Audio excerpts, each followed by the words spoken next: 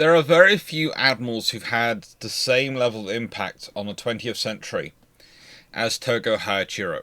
He's sometimes called the Nelson of the East, or the Japanese Nelson, and certainly he does deserve many, many accolades. He's also a character who is of his time.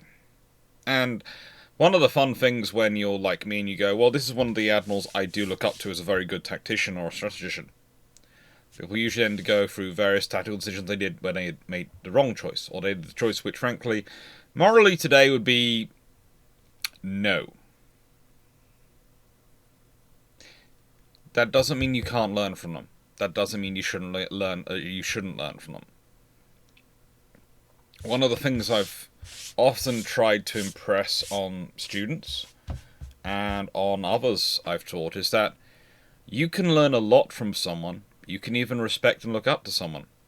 You don't have to always like them. You can like someone and still feel that you don't support them in every one of their actions. Human beings are complicated. If we start ascribing to them that they have to be perfect or they are not worthy to be learnt from, then I don't think there is a single human being in history who you can actually learn any lessons from. Which is great if you want to go your own way and keep learning and keep repeating the same mistakes others in the past have done before you, but not really practical. Not really sensible or logical. The point is, morals and ethics are about things you hold yourself to a standard of. Something you can, if you want to, try and hold those who live around you to. But even then, that is not always a practical course. Hello, birthday boy.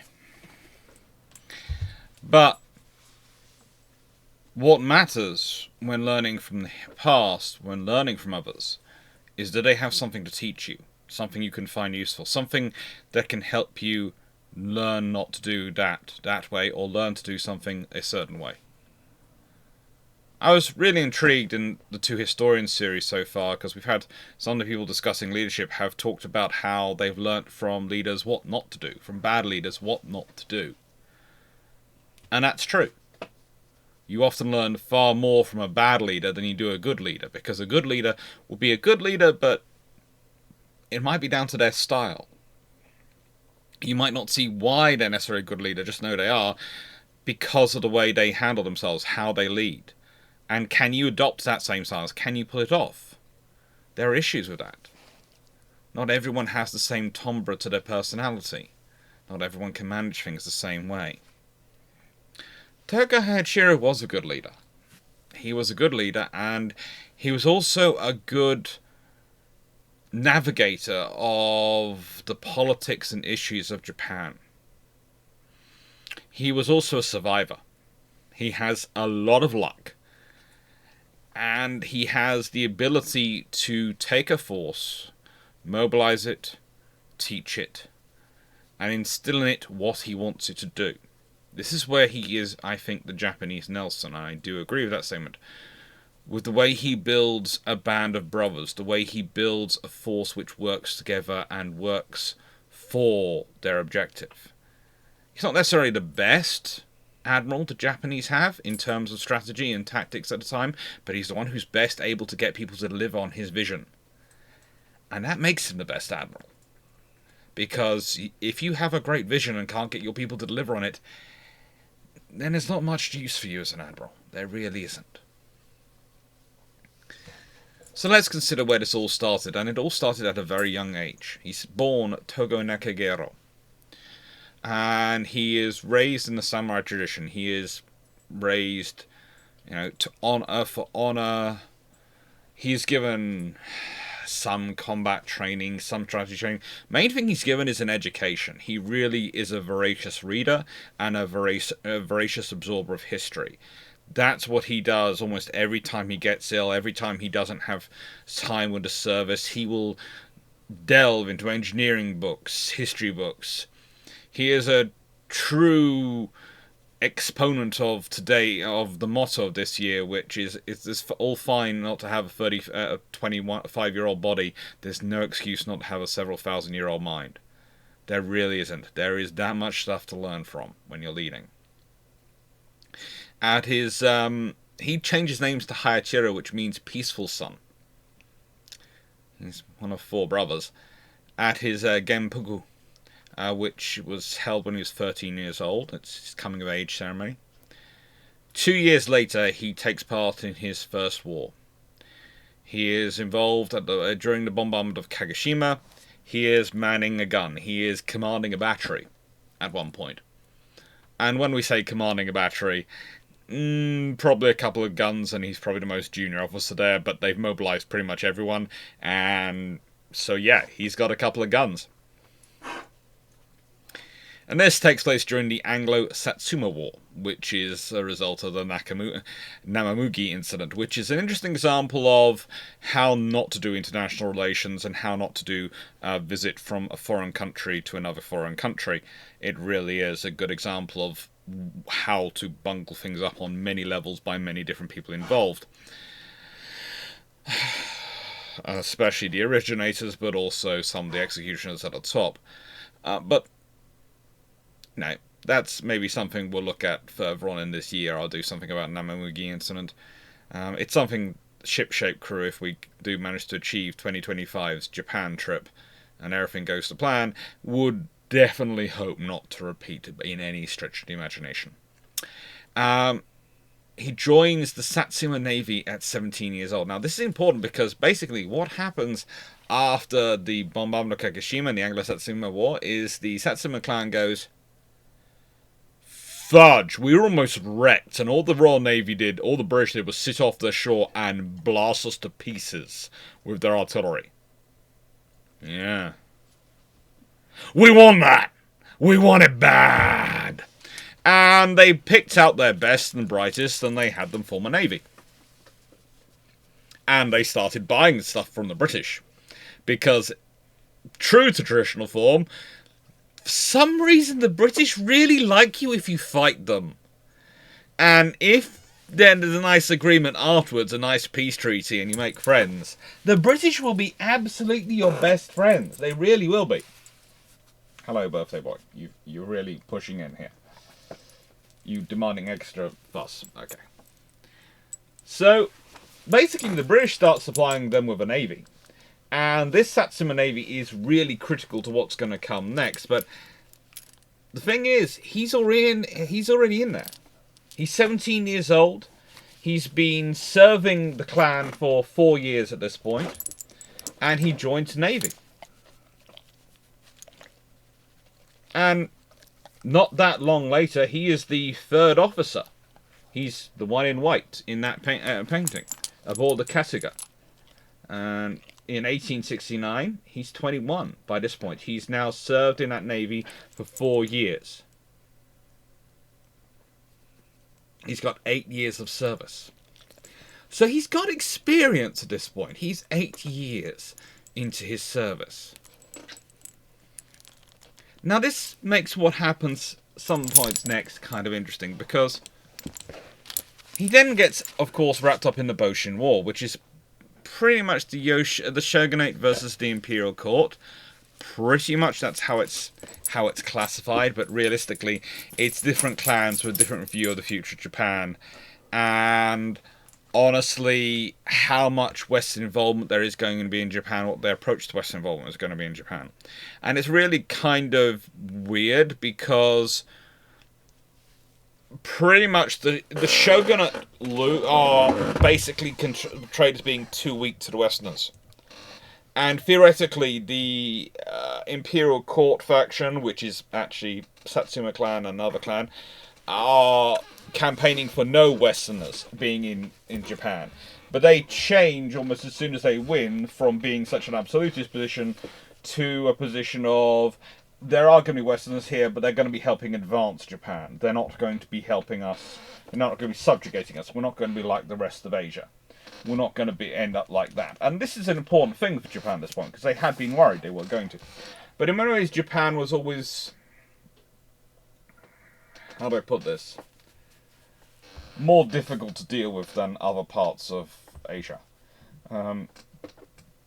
China was far, far more corrupt. I'm not saying Japan was not corrupt, but China and the government at that time was incredibly corrupt. They made Byzantium look straightforward and easy to deal with. They made the Ottomans look straightforward and easy to deal with.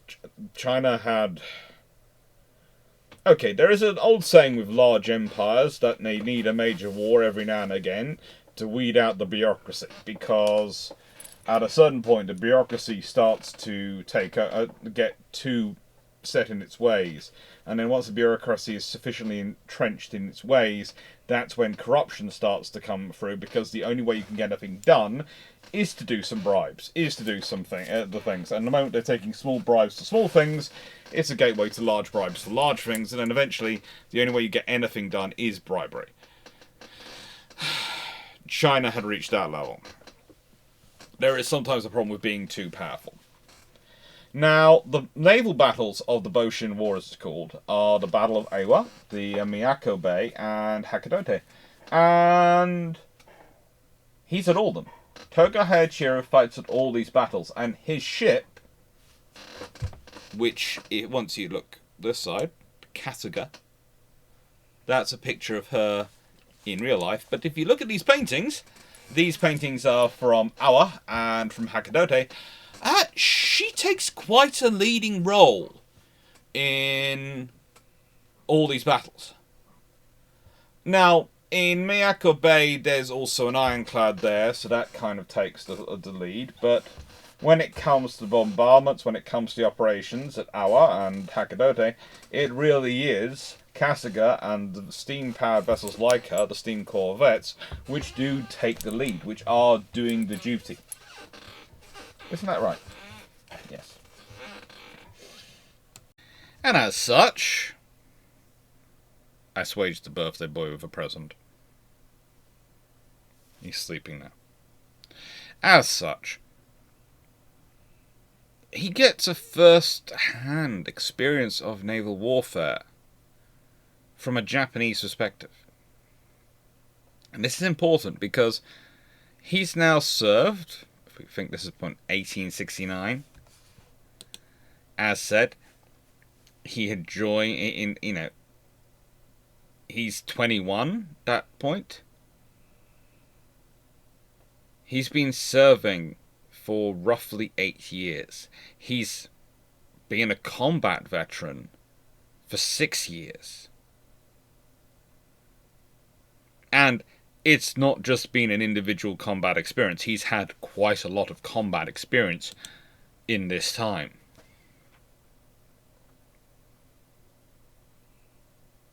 In many ways, this is a very close parallel to how the Royal Navy was running and recruiting its senior officers in the Napoleonic Wars. They're getting a lot of experience very early.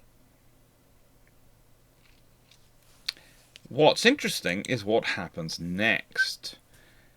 He's sent off first to Yokohama to study English with Daisuke Shibata, who's a government official who has excellent English. He lives in the house of him. And Charles Wagnerman, who is a journalist. Then the reason he's spending a few months studying English for them is because in 1870 he goes to the Imperial Japanese Navy Training School. Now, that's always a fun experience to have, the Imperial Japanese Naval Training School. It truly is. It's at Tsushima. And after he's done some time there, he then goes to the Ryujo, which is pictured here, which is the flagship, as a cadet. So, he's now a cadet. He's been a third officer on a corvette in battle. He's now officially a cadet in the Imperial Japanese Navy.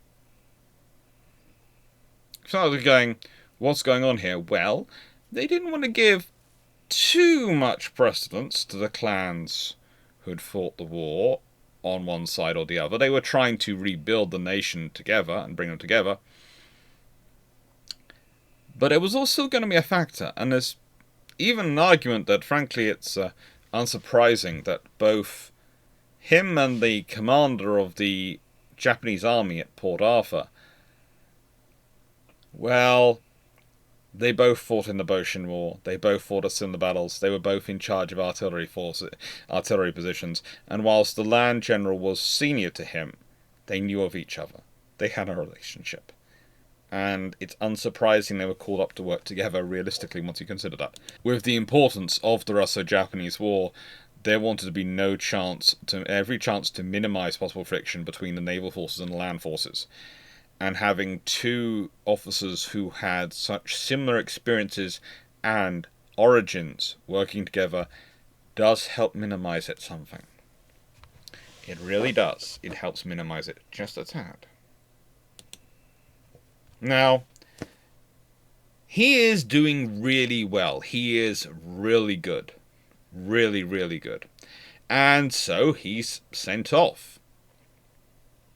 Think about this. He is 22 years old. 22 years old at this point. It's February 1871. He was born in January 1848. So, 23 years old. Technically. Just. He and 11 other cadets are sent to Britain to further their naval studies. And whilst he's away, he misses out on the Satsuma Rebellion. He misses out on the death of three of his brothers. And I would point out, he is born the third of 4 sons. In simple terminology, therefore, he ends up being the only son left. And he misses on all that because he's off studying in Britain. He's off studying naval warfare.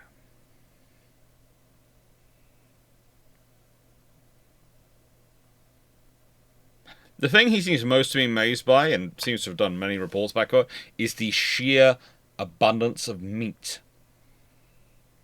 Yes, he found the dome buildings interesting, and yes, the numbers of massive buildings. In fact, you could build all these buildings of stone and not have earthquakes break them down on a regular basis was pretty darn cool to him.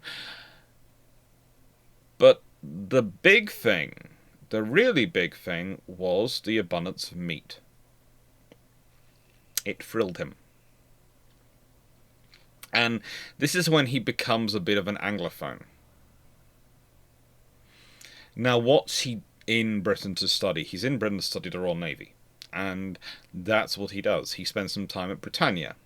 Hence the picture there. He spends some time with the Worcester, a training ship of the Thames Nautical Training College. Which is still going today, by the way. Thames Nautical Training College is still going to this day. He spends some time at Greenwich. He spent some time on a cruise around the world to Australia. He spent some time on HMS Victory. In fact, attending Trafalgar Day observances, and really loved those. He was a passionate consumer of any history of the Battle of Trafalgar and Nelson and the Age of Sail naval battles. He voraciously accumulated such works.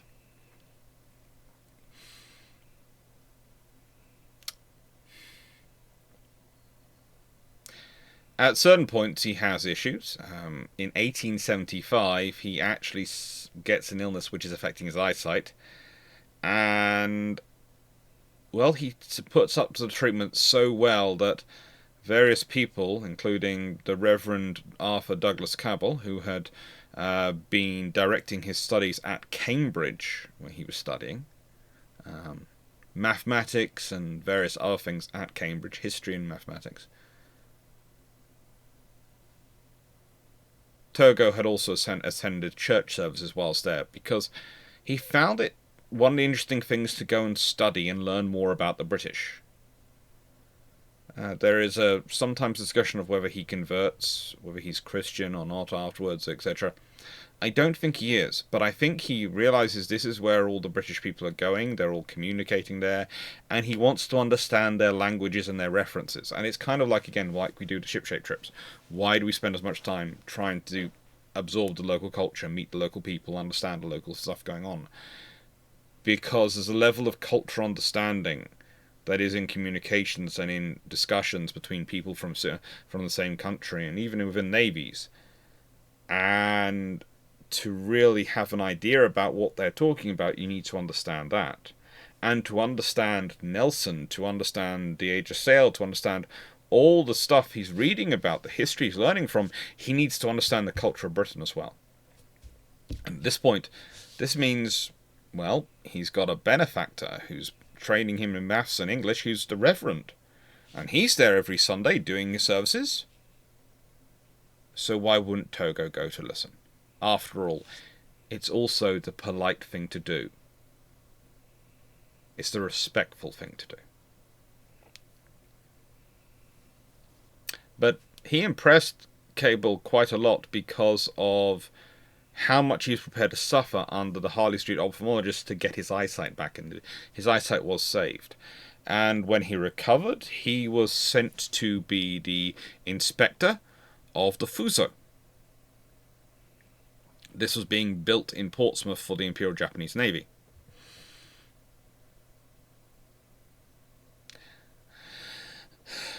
But yeah, he managed to miss out on a lot.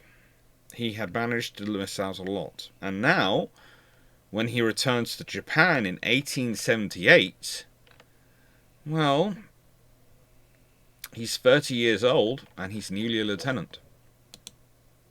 But shameless book plug first. Now, a shameless book plug included in this video about Tribals, Battles and Airings, about World War II destroyers. How does that fit? Well, A, it's the only book I've got currently out. I have got more coming. And honestly, if I can do well enough over the next year that I can not only get the first book out, but manage to earn enough money that I can get the pictures for the next book in the series I want to do. Possibly even the third book, but probably at least possibly the second book, which will be Alan the Third Sea Lord. It's Admiral Jellicoe as Third Sea Lord and what exactly he got up to. This is one of the reasons why whenever I'm talking about it, I do drop in Jellicoe, because I've done a lot of research and I'm doing more research on Jellicoe as Third Sea Lord, and at a certain point I'm going to feel confident enough I'm going to probably try and approach the family officially. Because they're lovely people, I've heard. And basically I'm looking into the ship designs, and I'm looking into his notes about ship designs and ship construction. One of the interesting things you find is that Tōgō Heihachirō is wrapped up into that story. Tōgō is wrapped into that story, and I'm not sure if I'll be able to bring it out enough, because to an extent it's going to be tangential, but you have to remember that when I talk about the Anglo-German naval race being a quantitative thing, and the qualitative race between the British, the Americans, the Japanese, the Italians, and to an extent the Austro-Hungarians being notable members of that. I often talk about the French. Really, the Junicole, the damage of that was just so long-lasting. It caused so much damage and so many issues. This lack of investment in the yards, which can churn out sufficient armor, sufficient steel to build the structure of a battleship, let alone once you get onto a dreadnought one. They've just sort of got to the level where they can now start churning out the Royal Sovereign style ships, which is why they keep building them for as long as they do. Not because they don't want to build dreadnoughts, it's because they need to build ships. They need some new battleships because they're so short of them. But they don't have the infrastructure in place to step up to that level yet. That's one of the reasons why, whilst everyone else is switching over to dreadnoughts, the French are still building the Royal Sovereign style ships, and are sometimes called semi-dreadnoughts and other things, because they're stepping stones to a dreadnought construction, but not there. Well, one of the interesting things you find is that a lot of the admirals in the decision-making process of these navies, of the Italian, the Japanese, the British, and the American, knew each other, corresponded with each other, were connected at various points, had all sorts of relationships going on, and were sharing ideas. The qualitative race is weird as anything. I mean, it really is about national ego, about who has the biggest and the best. That's why it's a very different thing, and why when you talk about the people use it as a justification, well, they're in this race, so that's why they have to do the whole treaties, because it could lead to war. No, it's not. It's a very different scenario than you have with the Germans going on. The Germans have made it about ship quantities, about numbers of ships. And the race between Britain and America honestly doesn't care how many battleships the British have, and the British honestly don't care how many battleships the Americans have, because the Americans have two massive coasts and always have to divide them, and the Americans realise the British have a whole empire they have to defend. So, it's a problem. Both are equally balanced out by the fact that neither can concentrate their whole force against each other. So, yeah, let's argue over who has the biggest, best, and shiniest ship. And the correspondence going on is quite detailed and quite interesting. And, that correspondence, it's one of the interesting things about it breaks down over the 20s and 30s, this level of correspondence. And that's why I would say we get some of the differences emerging in terms of their approach to naval aviation, in approach to destroyer design, and all sorts of things. Because whereas previously they'd be competing and sharing ideas and looking for the best variation for their own nation, they start to lose some of the common ground. Because even though they're not sharing secrets, please don't get this idea that I'm saying they were sharing secrets and they were a secret cabal running things or manipulating things. No, they're sharing ideas. Not secrets, not the technology. They're sharing ideas, their theories, they're discussing them with the only people they can discuss them with. The only people they can have this discussion with, realistically, are people on that level, are people who are in the same position as them for other navies. It's a really interesting world. And, yeah, the differences, though, then 1920s and 30s, are what lead to this. Lead to destroyer breaking out into this general purpose system, which really only happens in the Royal Navy prior to World War II, and the Americans watch and go, oh, that was good. Yeah. So, what should we do?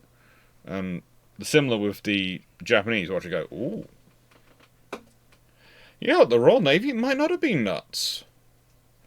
We all thought they'd lost their senses, but actually maybe having more guns and less torpedoes on a destroyer does work. For them. It's a fun book to read. So now return to the Imperial Japanese Navy, and as said, he was a newly minted lieutenant. Now, he's just spent 7 years in the UK. He is 30 years old, and he's a lieutenant. Later on, he's a first lieutenant on the Jingei, and then transferred to the Imagi. And he is a senior experienced officer already. Okay? He's 30 years old, but he's been in service for roughly 17 years. He's been a combat veteran for 15 years. This is not exactly your average 30-year-old walking around, is it? He's had experience of naval battles. And he's now had 7 years studying in what was at the time the beating heart of naval technological revolution and naval command revolution as well.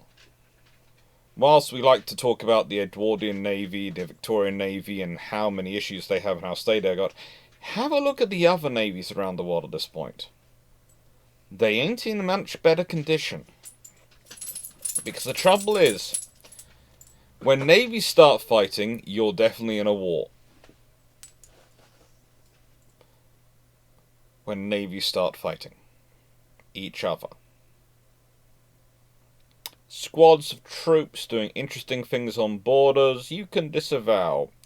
A warship has enough senior officers involved, enough organisation, requires enough infrastructure to sustain, etc., that the odds of it going rogue are very, very low. Very low. Now, I would say the emo incident is another interesting example here that he gets involved in that, because of course he missed out on the Satsuma Rebellion, and the emo incident, again,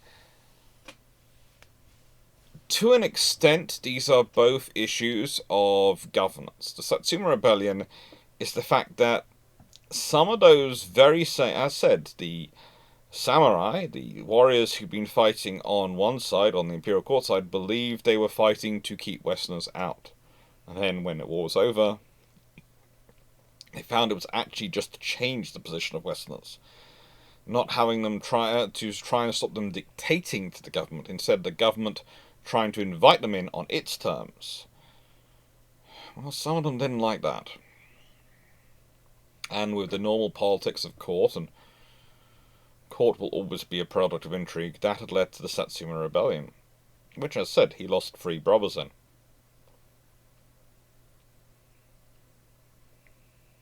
And his benefactor. Often losing your benefactor, like he did, could be the death knell to your career. Saigo Takamori has been his confidant, his mentor, his advisor. And as I said, his benefactor, the person who's been propelling him forward. But still, he's a newly promoted lieutenant, and he's a trusted officer in his own right. And so in 1882, 4 years later, when he's been a lieutenant and a first lieutenant for 4 years, being a first lieutenant for pretty much 3 years by this point, his ship arrives in Seoul. And in Seoul, the Korean army is in rebellion. They haven't been paid. Like traditionally governments do when they're being really stupid, they don't pay the armed forces. They seem to forget that paying the armed forces, paying the police is a very sensible thing to do, because if you don't pay them, then they start asking for pay. And the trouble is, who do you call when your army and your navy and your police are all looking at you going, where's our money? Because suddenly your options of who you can call to back up your position in arguing with them has shrunk down dramatically. There are lots of issues, though, especially for the Japanese in Korea at this point. And so Togo takes his ship's company ashore, a good section of a ship's company ashore, and provides protection for Japanese citizens to withdraw. They'd actually at one point withdrawn on HMS Kingfisher, I think it was, a Royal Navy sloop, which was just in there, which just basically went, right then, we're a safe spot, Japanese, everyone else, you can come aboard here. It's one of the many incidents which leads to the Anglo-Japanese naval treaty, because the British have already been acting as a friend of Japan, as far as the Japanese are concerned. Interestingly enough, again, that event and various others are actually because of British friendship with the Satsuma clan. Remember, the same people they fought a war against a few years earlier. Oh, British history, it would be... If it didn't repeat so often, it would be absurd. It's actually just comical in a way. We fight wars with people, then we make friends with them, and they become our closest allies. It's the weirdest way of making a friend known to mankind, but I suppose in a way, funny way, it does show respect.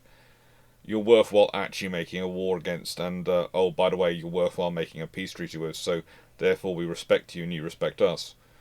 I suppose in a weird way, but I don't think I'll ever be able to figure it out. In 1883, he gets his first command. Now, there is a debate as to which ship he gets first. From the sources I've read, and I'm trying to figure out. I think he was given an acting command on a small ship in late 1883, but in 1884 he's given an actual ship of his own. But it could be he gets the Danai Teibo earlier. It really could be. Very quickly, though, he does return to the Amagi, which he'd been first lieutenant of during the Emo incident and various other things. So there is a possibility that from what I've read, the captain of the Amagi was actually not well. In one source. The thing about Tōgō Heihachirō is you think some of the stuff I've written about him,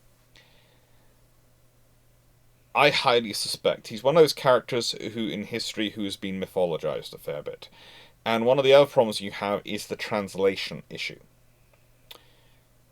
Now, I'm lucky these days. I have Google Translate on my phone. I can get the Japanese books. I'm hoping in the Japan trip to come home with a huge amount of Japanese books. And that's lovely. That is lovely. But the problem is that sometimes the translation people take artistic license with, or rather, they interpret the words. The example I usually give is my great aunt used to call a lovely viewing spot back in Surrey as treading on stars. Because you had a starry sky above, and in the distance you also had the City of London. And when you looked at it right, at the right time of night, on a right side of day, it would look like there were stars beneath you and stars above you, and so you were treading on stars. This is the same great aunt, by the way, whose fiancé was killed in World War II and never married. Never found another, stayed single the rest of her life. She had a romantic soul.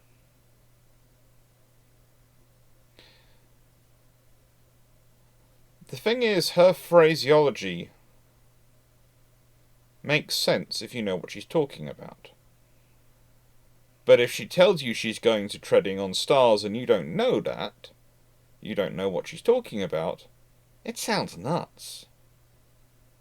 What even used to make me really made me find it really fun when I was in single digits of age was the fact that she'd drive there from her home, which was about 30 minutes away, to this point, which was only about 10 minutes, wasn't even 10 minutes from our house, and then wouldn't want to pop round just in case she disturbed us, didn't want to pop round uninvited. I ended with my mum having to basically issue her a blanket invitation to always pop round for a cup of tea. But the thing is, my aunt was also an ardent diarist. And she's got diaries from all her history. And someday those could be a really great source for a historian. But I'm fairly certain I'm going to have to put in a whole load of notes because she has this habit of giving nicknames to places about where places are so that a historian, if future wants to use them, can use it and know what she's talking about. You get something similar happens when you're translating Japanese sources to English and you're a historian reading it. What are your cultural references? And this comes back to the earlier point about understanding culture and understanding the phraseology used. This makes it very difficult because one of the things, if a captain is ill, but you don't want to embarrass the family, and they don't want to be embarrassed out of their service and resign their commission, they want to try and get better so they don't lose their ship, and you can understand all that, then the first lieutenant might well step up to act in command.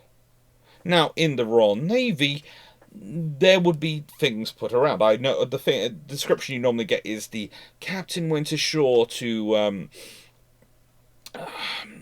go to bath to the healing waters, or various descriptions, or went to the bathing waters, or this sort of thing, which basically means the captain's ill and has been put on shore rest. But we're not going to admit it. We're going to present it as a temporary holiday, and the first lieutenant's going to run the ship. The commander is going to run the ship.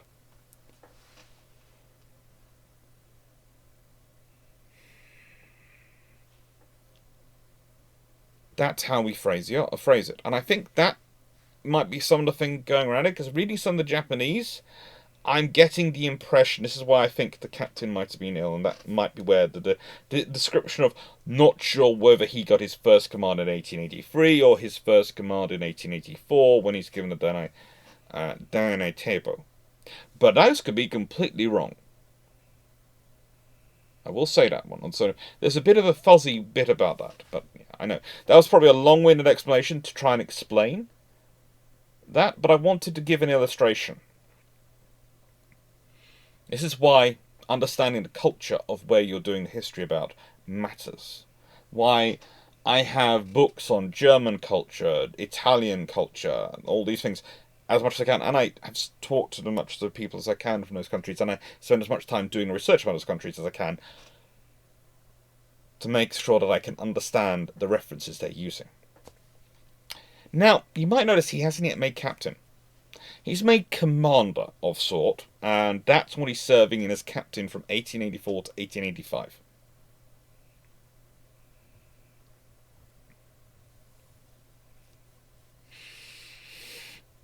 Now, while he's doing this role, and while he's in the Amagi, he is honestly watching what is often described as the Sino-French War, basically the French beating up the Chinese, Admiral Courbet and General Joffre in charge. And he gets to watch them up close. He gets to see what they're doing, how their forces interact. He's impressed with, to an extent, their professionalism of the French officers. He doesn't think they handle it like the Royal Navy would, though. He especially watches the combat around Taiwan, as we call it today, Formosa, as it's often referred to in that period.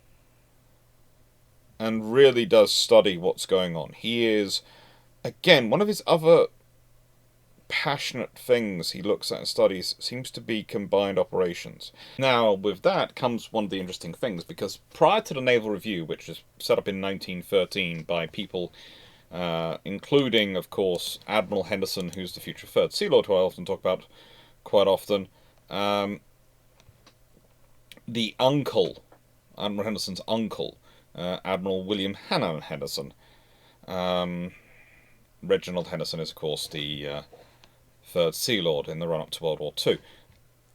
Naval Review isn't set up to 1913, but even prior to that, from about the 1870s, 1860s onwards, there had been various pamphlets published anonymously and various other things put together where junior officers could put forward their ideas and their articles anonymously. That was quite a common thing in the Royal Navy. It was where junior officers could put forward their historical knowledge for perspective, and usually it would allow them anonymously to critique the current service by talking about the past. You could deliver a sermon by couching in the past.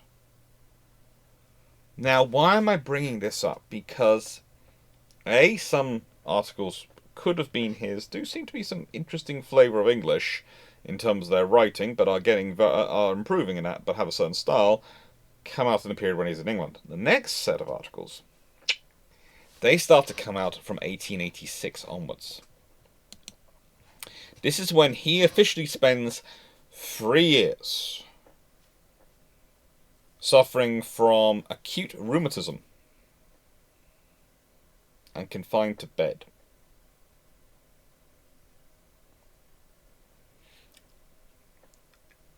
He spends the time passionately studying international and maritime law as well as naval history.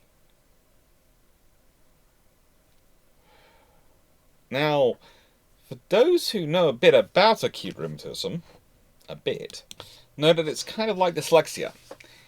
it covers a lot of sins. It's a very broad umbrella there. But still, considering the level of activity he'd been doing prior and afterwards, 3 years of bed rest, rheumatism, potentially,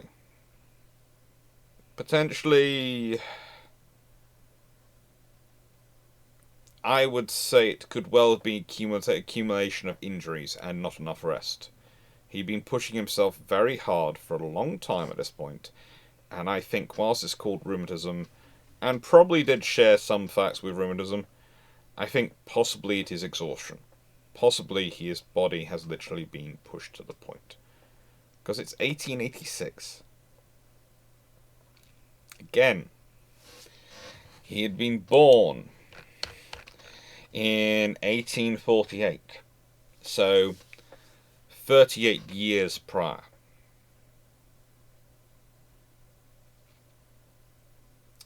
And from pretty much the age 13 he's been in service.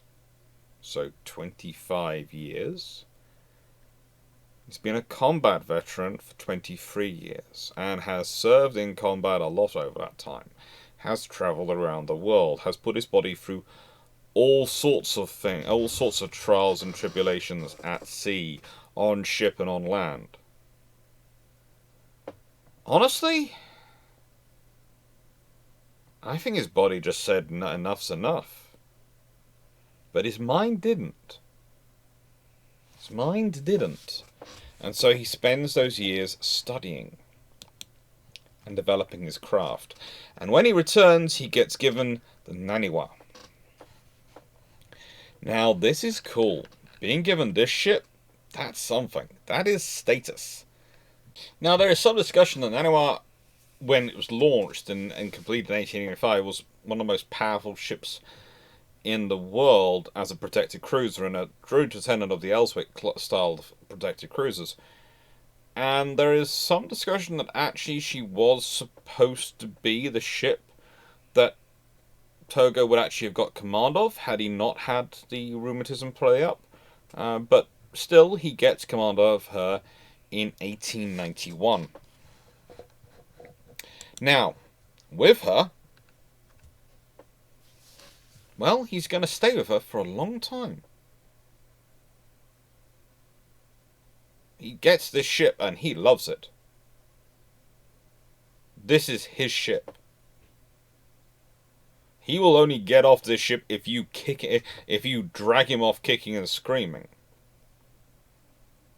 And he takes part in the first Sino-Japanese War. Now, the Sino-Japanese War is 1894 to 95, and once again, Tōgō's in a war. At one point, he managed to find the transport, the Koshing, which was actually chartered by the Beiyang fleet, but was chartered with a commanding officer who was Captain T.R. Goldsworthy, who had also been one of, actually, in a true turn of events, one of Dojo's instructors when he'd been aboard the Worcester. And they were ferrying 1,000 Chinese soldiers towards Korea to take part in trying to prevent the Japanese taking over Korea, because since the Imo incident and the various things that had gone on from there, basically Korea had become the pawn which China and Japan are wrestling over.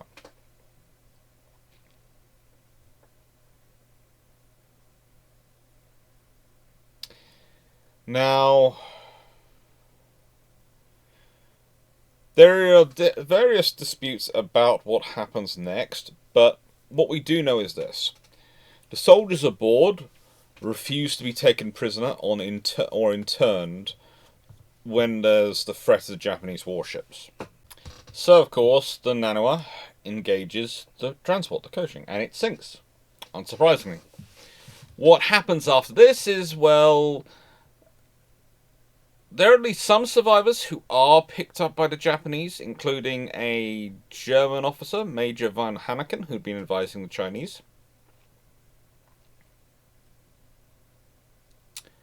or watching the Chinese. There's a whole debate about that one. We'll leave that to one side.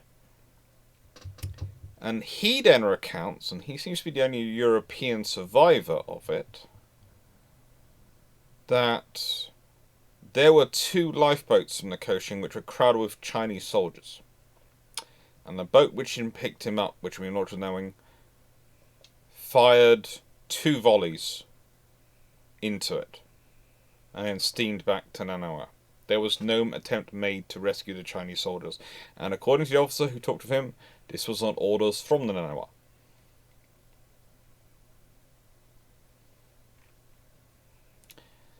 This to me doesn't surprise me.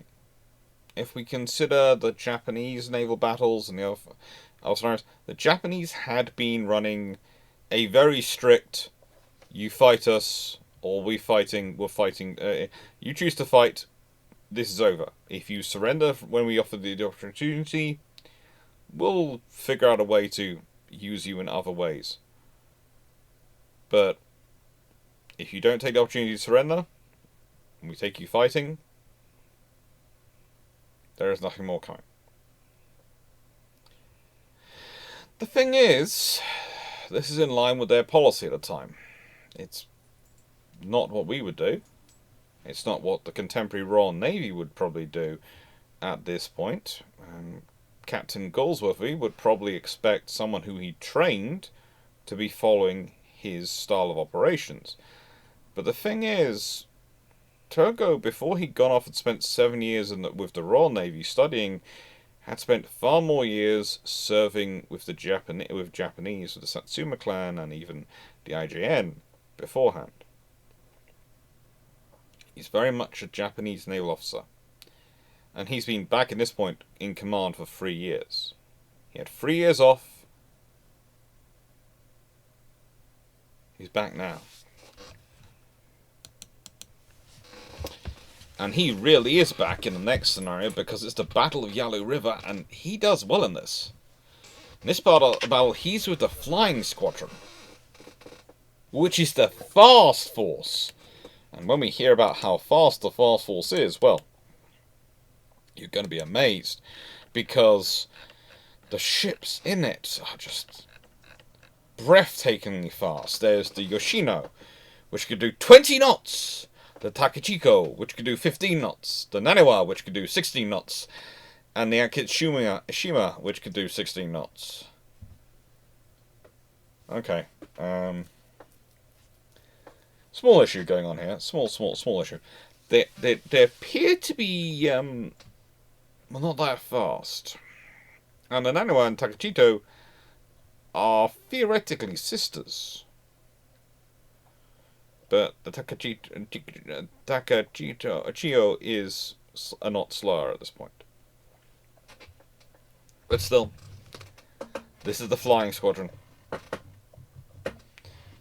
This is the Flying Squadron. And they are facing off in the fight against some of the hardest of the Chinese ships. It's one of the interesting things is when you consider this battle, which is the Japanese fleet versus the Beiyang fleet,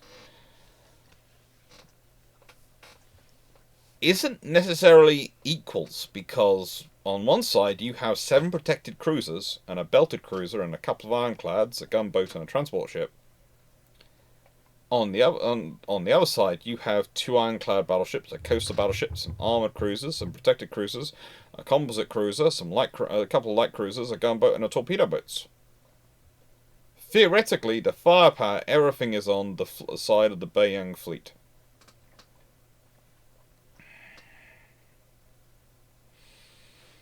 And it really isn't, when you actually fight it. Now, this is actually part of the Koshing incident, because the Koshing incident had been their attempts of the Beiyang fleet to run troops across. And, well, they're starting to look at doing it again. They keep having some success, but not necessarily having full success, and they're doing fleet operations. They've decided the Koshing incident means they're at war with the Japanese, so the fleet's acting like it. And this is when the Naniwa gets its first involvement in this battle, because it is her and the Yoshino which turn up on a reconnaissance sortie outside Weihai Wei, where the Beiyang fleet is operating from, and basically goes,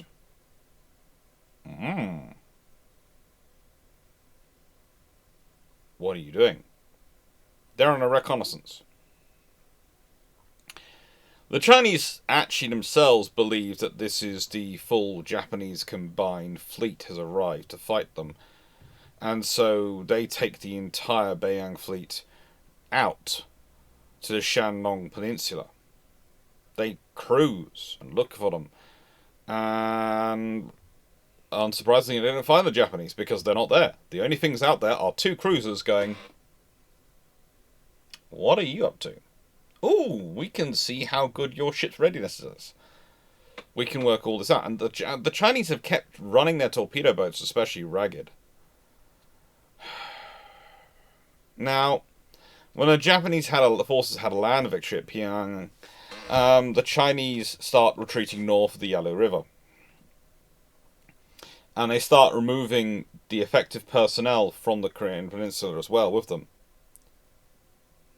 And it's at this point Admiral Ding, who's in charge of the Chinese forces, receives messages about the Battle of Pyongyang. It was inaccurate, it was terrible, and he sort of has to read between the lines, and he does a good job. I think Admiral Ding really does get a bad reputation, but he does a good job of trying to read between the lines of what he's being told.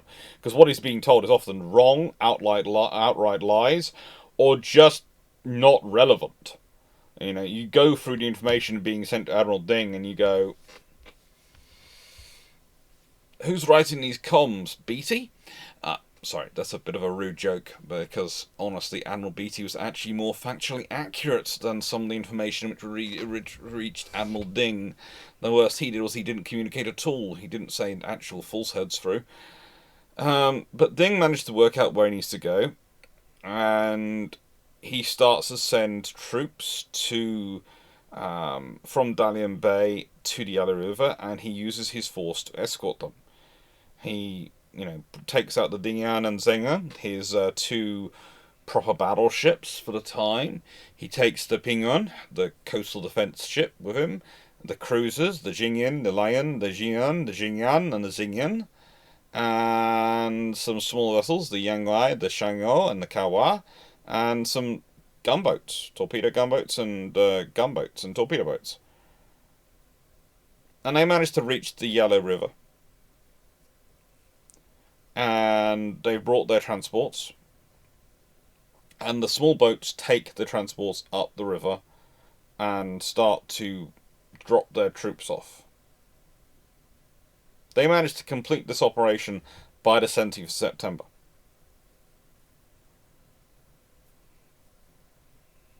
The fleet was mainly anchored offshore,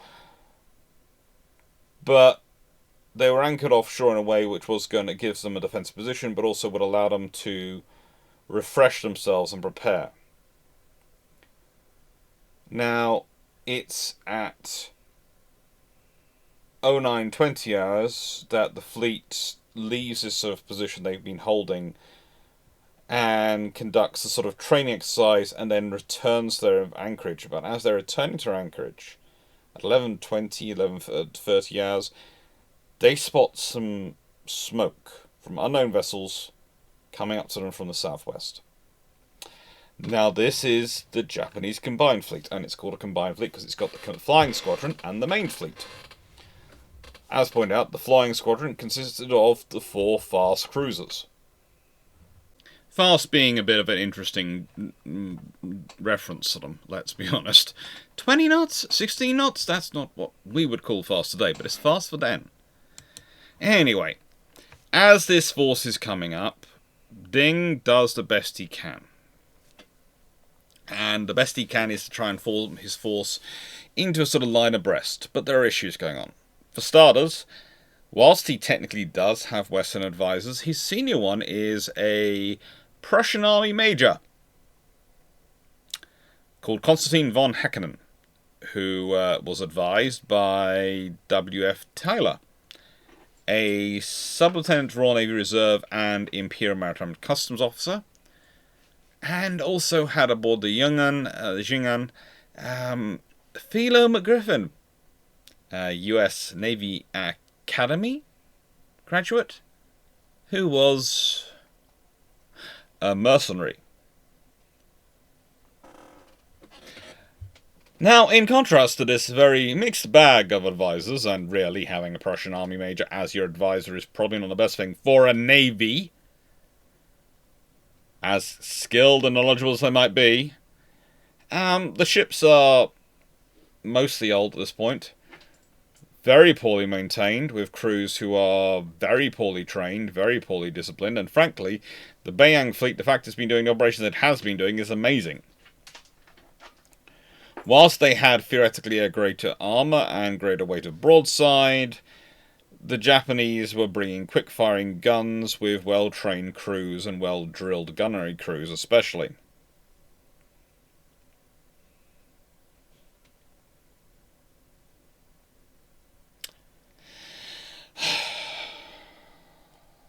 Well, yeah. The Chinese tactics were also interesting. They were tactics which would possibly make sense if you're ranging a fortification ashore, not necessary for how you'd handle a fleet in battle. So when you have these issues, and I do laugh, some sources do describe the Chinese fleet as being well drilled, but then say, but they had bad discipline. If you have bad discipline, you cannot be well drilled. If you have your ships running around not taking and not following orders, then you are not well drilled. The point of drill, the realistic point of drill, is that it enables personnel to follow orders seamlessly under very difficult circumstances. That's the point. In situations where the sheer amount of information, the sheer scenario is overloading your senses and thought process because there's explosions going off all around you, your ship is shaking, you're literally fighting for your life. Drill is important because it makes means you follow through and do the instructions you're supposed to do properly. You do the things correctly so the things work as they're supposed to. That will not be work if you do not have good discipline. You will not achieve that level of drill. So, how some sources write that they were both well drilled and ill-disciplined, I do not know. The two things are mutually exclusive. They really are. And by the way, just because a ship is rebelling, as in mutinying over something, does not mean it's ill-disciplined. There have been many examples of mutinies in various navies over the years where the ship's company has mutinied over pay, over something, and they have still maintained discipline. There are examples where some of the ships in some of the mutinies, when we talk about the great mutinies during the Age of Sail, Camperdown, around the period of Camperdown, etc., some mutinying ships still kept up their gunnery drill. They carried on doing their gunnery drill. They were mutinying, they were demanding their pay, but they still were doing their gunnery drill every single day. Why? Because they weren't badly drilled, they weren't ill-disciplined. They had discipline. They wanted their pay. And that was the difference. The normal mutiny was where they didn't do that and they caused issues with the other ships in the other mutiny were looking at going, these sailors are literally just asking for pay. Okay, we can do this for them. But it gets worse, because on the arguments of the drilling level, they didn't actually get to practice gunnery that often, because, well, they lacked ammunition. In fact, their senior commander, a guy called Lee, who's about the level above Ding, had wanted to avoid battling the Japanese until they'd sorted out the ammunition and the working ammunition, but the Imperial court had decided that he was a coward and turned him down for this. Because why who needs ammunition and working guns to fight an enemy? Why would you need that? Why would you need ammunition and working guns? Next you'll be wanting more than a sharp, pointy stick. Goodness gracious, man. Anyway, there are different points. Some of the shells were 13 years old and condemned, according to the Philo McGuffin. Others were possibly filled with cement or porcelain rather than ammunition, or were actually they had bought shells which were the wrong caliber for the guns the ships had. Because it was a good deal. So yeah, drilled, definitely not. So on paper, they have bigger guns and bigger ships, and more of them. In practice, the Japanese have a smaller fleet, but a faster fleet, and had actually been practiced, drilled. They had commanders like Tōgō here. You can see what's coming, the Battle of Yalu River. As the fleets approach each other, what we do know about the battle is that Admiral Ding is injured quite early on and rendered out of the battle. There is a whole dispute as to whether or not the captain of his flagship actually was passing on instructions as he was supposed to, or whether he could even do that because masts and signals actually went away. There's all sorts of issues. There's all sorts of issues as to who was actually in charge and what happened to Ding's staff. What we do know is this. The Chinese fleet are positioned as best they can be, and then they find themselves with the Japanese fleet approaching fast, splitting up into two forces, the main fleet basically fixing the Chinese fleet in position, and the flying squadron basically doing a hook round the right flank of the Chinese, so that they're getting harassed from both sides. Pretty much.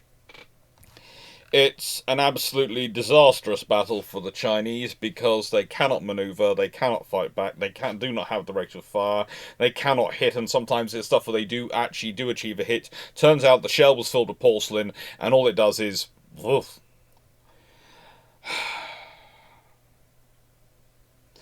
And there is a reason why this battle therefore ends up with the Chinese losing one cruiser sunk, protected cruiser sunk, one armoured cruiser sunk, two light cruisers sunk, and a composite cruiser scuttled, and 1,300, nearly 1,400 killed and wounded, versus roughly 400 killed and wounded on the Japanese side, and they had an ironclad damaged, and 5 of their protected cruisers damaged.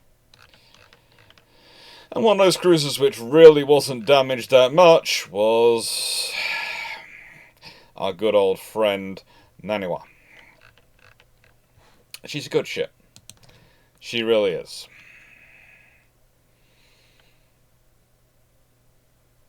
It's a massive battle. And one of the really interesting things you see here is that the Nanyang fleet had been kept separate to the Beiyang fleet, and as such, the Nanyang fleet hadn't been part of this operation, and afterwards the Nanyang fleet is ordered and they have to change various commanders to get the Nanyang fleet to actually send some reinforcements to make good on the Beiyang fleet's losses.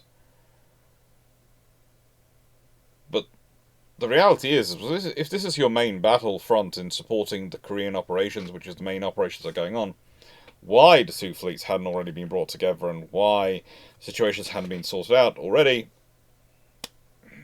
is an open question. But there again, even the officers and crew who do seem to be honest are not listened to in the Chinese system at this point. It is just trying to hide your corruption by calling the guy who says, hang on, we need to sort things out, a coward. Yeah. Could never imagine modern politicians doing that, could you? But after this glorious victory in another battle, well, Tōgō is promoted to Rear Admiral in 1895. Think about that. He's now 37 years old. 37 years old. He's already knocked up quite a few battles in his service. He's fought at the Battle of Awa, the Battle of Hakadoke, the Battle of Miyaka Bay, the Battle of Pungdo, the Battle of Yalu River, Battle of Wei Hai Wei in the Sino-Japanese War. And yeah, the Boxer Rebellion is coming. But at this point, he's already got a good amount of experience going on. And he's now made a Rear Admiral in 1895. You could also think about that kind of dramatic promotion, because he's gone from Lieutenant at 30 to a Rear Admiral at 37. That's a rapid promotion going on. That is a rapid promotion. But he's earned it. You cannot say he hasn't earned it. And with a growing fleet, they need to expand and look somewhere, and let's be honest, he has got 24 years experience. He's got 24 years experience of warfighting and training for war. You can't do much better than that at this point. Although, with someone who's experienced and as trained as him, it's unsurprising that he's appointed to Commandant of the Naval War College in 1896. And he gets to spend 3 years there, reforming the curriculum, training a new generations of officers, and being promoted to Vice Admiral while he's there for his service. Again, there's an expanding navy going on. In 1899... after doing this, he's appointed to command of the Salisbury Naval College, which is an expanded naval training facility, and also serves as commander of the Standing Fleet, which is sort of sensible, because the Standing Fleet is a really interesting organisation at this point.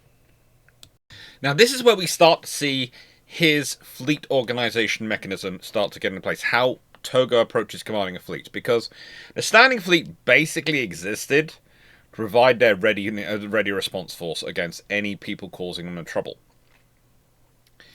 You know, they'd had a combined fleet, they'd had all sorts of operations where they need to do things. What we're talking about when we're talking about a standing fleet, especially in this period, by 1899,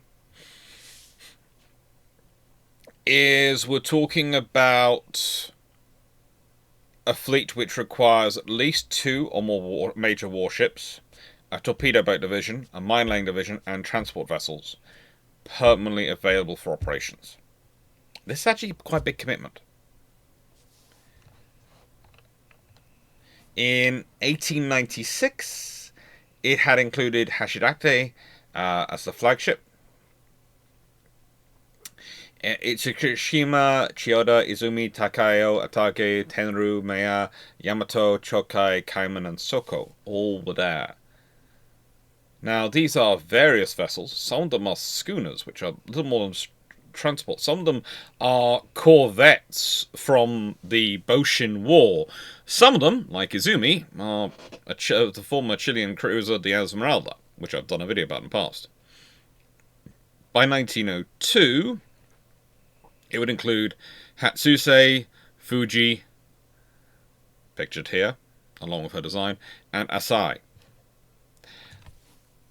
Now, we're not quite sure who's in charge of what. When they seem to be put in it, those admirals who are put in charge of it, the force, are still in charge of something else. So we know that Tōgō's in charge in 1900. We know he's then off doing the Boxer Rebellion, but he's also in charge of various operations off the coast of China to watch the Boxer Rebellion and help out as Japanese forces sitting out there. But we also know he's back in charge in 1903. In October 1903 to December 1903, when he expands the fleet, because they're transitioning over to first and second fleets and various other formations. Now, the really interesting thing in this scenario is there's actually a discussion that if at this point, that if the fleet was made, if they needed a war fleet at the time, the plan was that the standing fleet would join with the forces Tōgō Heihachirō has under his command, and would combine under Tōgō's command. So Hain Matsuda and Hidake Sonojo would fall under his command. That is the discussion of things. And again, this is a point with the standing fleet. It's a formation which is there for operations, or to draw off from operations. I'd also point out that his fleet management is very logistics heavy. He's very focused on resourcing his fleet. And he's very focused on exercising, on drilling the fleet, on making sure they work together, that crews drill together, that everyone on a ship works together. He's one of the people who really pushes for the institution of things like the crew exercising together and physical fitness and these things together. So they build crew bonds and they drill together, that they all view each other as capable. He's really pushing that through. Now, with the Boxer Rebellion going on, he's made Admiral of the Fleet in charge, and then promoted up to full Admiral of the Fleet, but still technically Vice Admiral. So his rank's Vice Admiral, but he's Admiral of the Fleet in charge, which is why I say he's the senior one, and that makes sort of sense. It's not Admiral of the Fleet as in the rank Admiral of the Fleet, but he's made Admiral of the Fleet at sea, pretty much. It seems to be he's in charge of the naval operations. And there's various different versions of whether this is an appointment, whether this is a status, or whether it's just, acknowledgement of his role. He's the senior admiral, the seagoing admiral they're going to have. And he basically spends the Boxer Rebellion patrolling the Chinese coast. After it's crushed, he's decorated for his service. And he goes back to commanding the standing fleet and sorting out and doing something which is really, really important. Because he's been complaining about this for the last 3 years. The logistics on the China Sea side of Japan is terrible. Terrible. Where's my base? Where's my dry dock? Where's my warehouses? It's basically his constant complaint. The Emperor gives him this. I swear they all give him this to shut him up. He's doing the very Japanese scenery. If he was British, the phrase would be he's been jumping on people's desks and shouting in their faces. You could never imagine a Japanese person. Honestly, you can't really imagine a British person doing it. But that's the sort of scenario you'd be talking about. He's been jumping up and down going, where is this? And so he's put in charge of building the Missouri Arsenal, building the Naval District. And he does. And it's very useful. It's the case, because if he hadn't pulled all these facilities, all the warehouses, the facilities and yards he uses, then he'd have been absolutely up a creek without a paddle when the Russo-Japanese War breaks out. This base is his principal supply establishment on one side of Japan. Without it, he's not able to do this. Now, knowing all that, there were still some who questioned his appointment in 1903 to be commander of the fleet, commander-in-chief of the combined fleet of the Imperial Japanese Navy. This included the Emperor himself. And the Navy Minister, Yamato Gonhayo, I think I pronounced that correctly, but there's honestly half a chance I pronounced it wrong, in fact more than half a chance, is quoted in various ways. Either he was a lucky man, or is a man of a good choice, or a man of good fortune. And just giving you, just alone, the reference for the quote for lucky man or good choice alone comes from Nakamura Tezuka's work. And the fact is, there is other works by others which put even different translations. We're not quite sure, but it's a variation on that he's a good choice, basically. He's lucky and he's a good choice. Now, there's also the other advantage. As said, he comes from the same clan as the guy who's in charge of the army. They have been in similar enough worlds that they understand each other and will work together, as much as you can get the Imperial Japanese Navy and Imperial Japanese Army to work together. Now, here's the interesting thing. Usually people will tell me that the army comes from one clan and the navy comes from another clan, and that's why they always were arguing. No. They came from different sub-clans within the clans. And how those sub-clans mesh together explains a lot of the tensions between the army and the navy. But we'll leave that to one side. On this point, We're lucky. The commander and of the army and navy both come from not just the same clan, but pretty much the same sub-clan, or rather close enough in the friendship groups that they are actually going to cooperate on some kind of level. This was useful for the Japanese in the Russo-Japanese War. It gave them a level of combined ops and thinking which probably you hadn't achieved on the Russian side.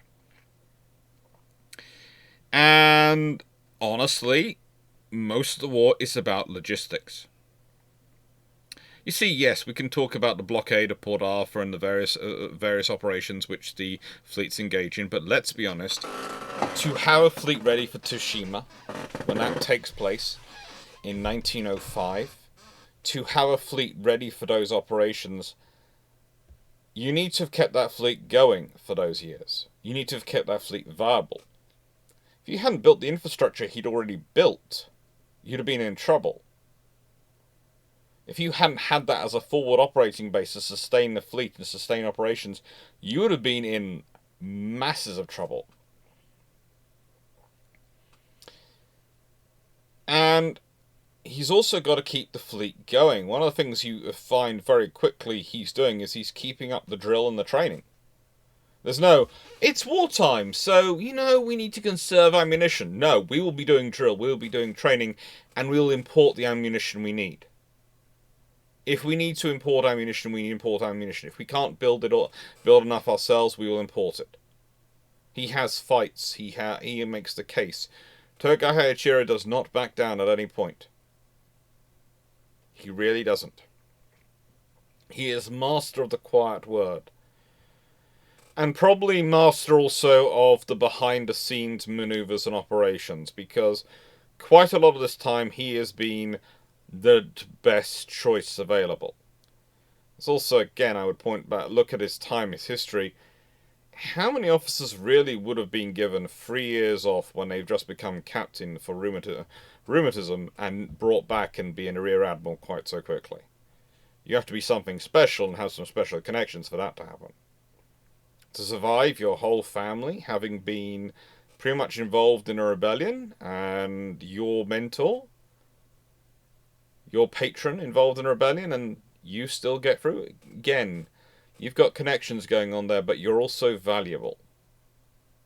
He's a valuable, useful asset. He's something they're going to keep going along.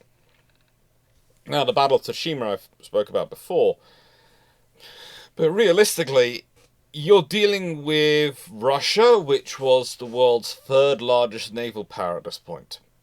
This is something pretty darn cool. Japan doesn't rank anywhere in the world's largest naval powers at this point. They're not top 10. They are well below. You've got Italy, you've got Spain was taken out by pretty much most of the Spanish-American War, but you've got France, you've got Germany, you've got Russia, of course, you've got Britain, you've got America, you've got all sorts of countries in there. Japan is still building itself up. They're not ranked by anyone in their top 10. If you asked anyone on the street, what's your top 10 naval powers, they probably wouldn't brought up Japan. They've got some skills, they've got some capabilities there, but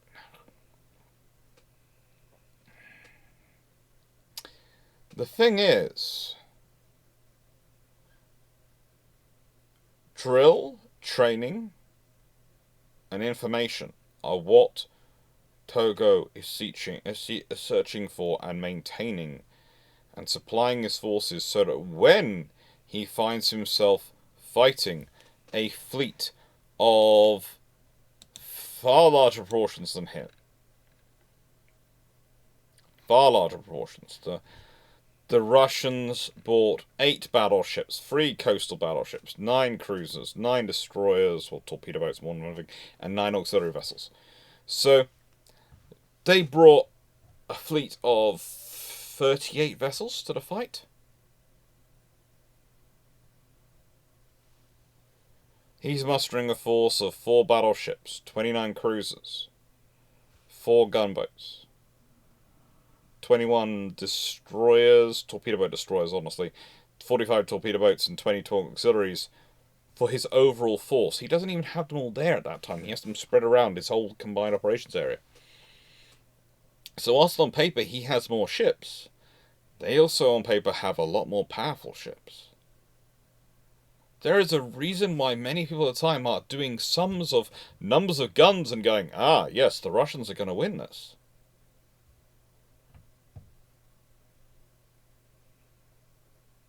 And it didn't happen because of how he managed things. And some people were arguing over what he should do, over how he should react to the Russian forces coming. You know, they see in the papers the progress of the Russian fleet. Why not go out and meet them? Why not go and... No. No. He's picked his ground. He knows where he's going to fight them. He's going to fight them where he has the logistics to sustain and support his fleet. This is important. You see, one of the things that's often forgotten about the Japanese, especially when we're talking about things like the Kantai-Kessen, which is often decisive battle doctrine, etc., whatever, is often used as, well, this is their only doctrine, their only knowledge. It isn't. I've done whole videos about that on this channel. But the thing is, one of the key points of the Kantai-Kessen is it takes place close to Japan, where you can bring your maximum force to bear against a significant portion of the enemy fleet, so you can defeat them in detail. And this comes from the Battle of Tsushima and how Tōgō sets it up. How Tōgō Heihachirō goes, this is how I'm going to play this battle. I'm going to have my logistics, I'm going to have my support, I'm going to have everything be the best it can possibly be. So despite on paper me being weak, I'm actually going to be 10 times their strength. And that's his advantage.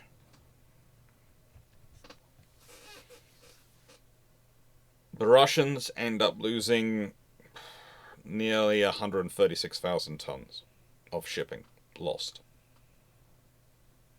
He loses 260-ish.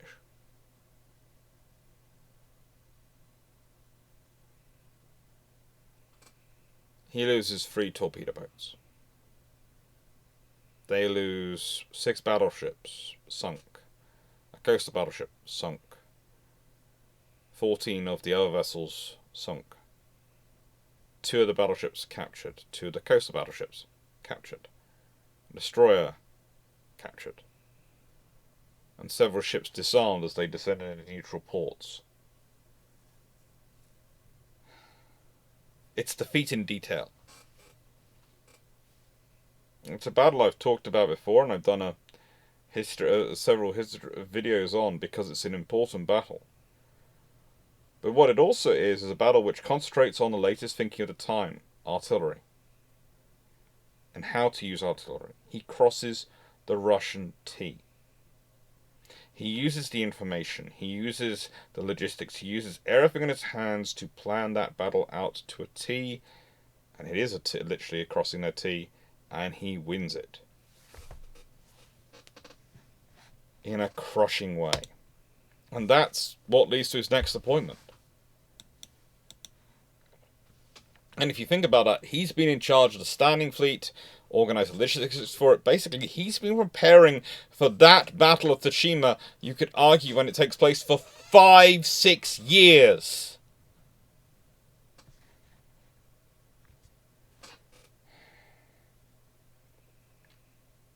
Think about it. He's only 57 years old when it takes place. 57 years old.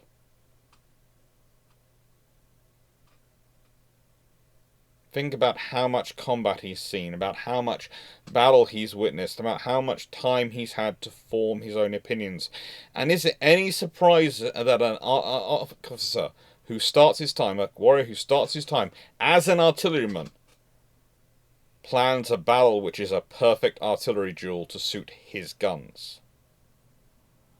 No, it's not.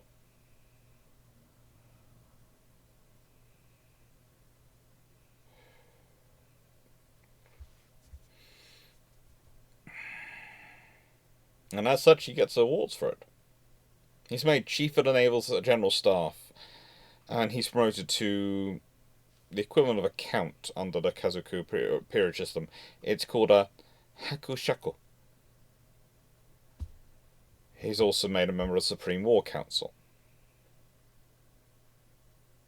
And he's made a member of the British Order of Merit by Edward VII, which is very nice when he returns to England in 1911 for the coronation of King George V, for the coronation review, and to attend all sorts of things, including various dinners held in his honour.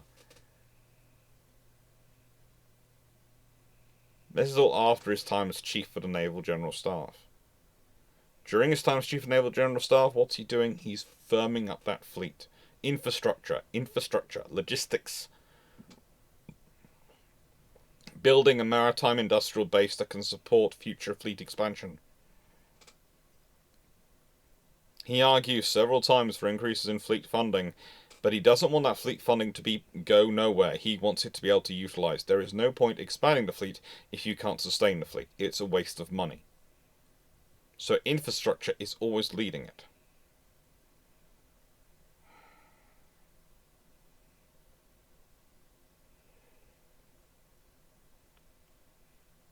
There are also problems with having him in charge of it, because in some ways his promotion to Chief of the Imperial Japanese Naval General Staff means that during those critical first years after a battle, instead of doing a proper full evaluation of it, everyone's basking in the glow of the greatness and the great hero. It's kind of like Beatty after the Battle of Jutland. Beatty is firstly, or at the end of World War One, well, soon after it's over, and is able to prevent the proper report which would critique his command being published. Heihachirō doesn't do that, but what it does do is it overemphasizes the Heihachirō leadership factor. It overemphasizes the quality of the Japanese sailors in their reports, and underplays the infrastructure and logistical things. Because, in many ways, they don't need to make that case, because they don't need to make that case to Heihachirō, because he's already making that case. Comes back to the whole argument of why Mahan and Corbett sound so different. It's who they're making the case for sea power to, and how. But they're arguing pretty much the same thing, but they're arguing it to different audiences, so they emphasize different things because they need to. The biggest thing that happens post naval service and in this time is he gets promoted to a general, an elder. And this is important. He's put in charge of the education of Crown Prince Hirohito. He's put in charge of so much of Japan's future in that regard.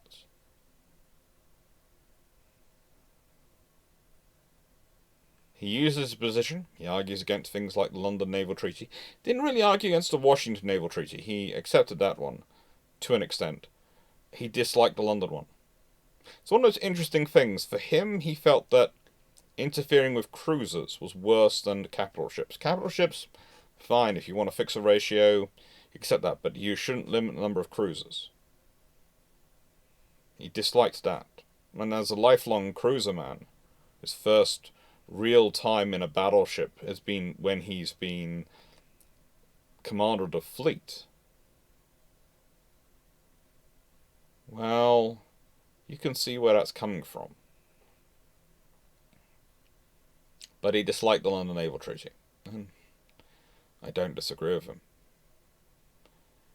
As time goes on, his orders and service gets higher and higher. When you get something like the collar of the Supreme Commander, collar of the Supreme Order of the Chrysanthemum, which he gets in 1926, which at that point was only worn by the Emperor and Prince Kanin Kohito. He achieved the status of being not just Japan's most decorated naval officer ever, but honestly one of the most decorated Japanese people ever.